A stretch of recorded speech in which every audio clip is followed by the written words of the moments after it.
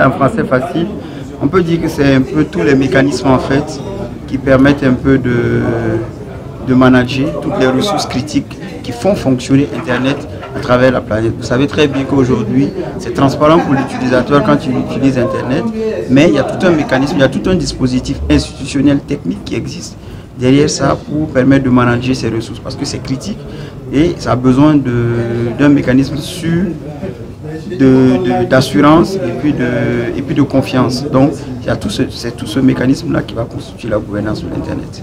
Oui, nous avons essayé de parcourir un peu toutes les thématiques qui peuvent toucher à la gouvernance d'Internet, c'est-à-dire depuis l'historique justement de la mise en place de ces ressources critiques, à travers l'industrie numérique, les questions de sécurité, les technologies émergentes qui sont en train de venir, telles que la blockchain, les IoTs, tout ce qui peut toucher en tout cas au mécanisme de gouvernance d'Internet à ce niveau. Donc je pense que tout ça, ça a été touché.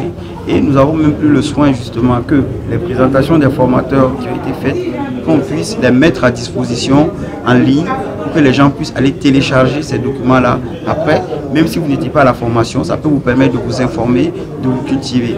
Donc c'est ça, aujourd'hui, l'économie du savoir, c'est ça l'objectif. Et pour nous, un savoir qui ne se partage pas, pour nous, n'est pas considéré comme un savoir. Aujourd'hui, dans tout cet écosystème-là, la question du renforcement de capacité est essentielle. Et les formateurs, aujourd'hui, quand ils repartent dans leur pays, dans leurs États, il leur est demandé, en tout cas dans un premier temps, de mettre à profit ces ressources-là, de mettre à profit leurs connaissances, au profit de leur communauté.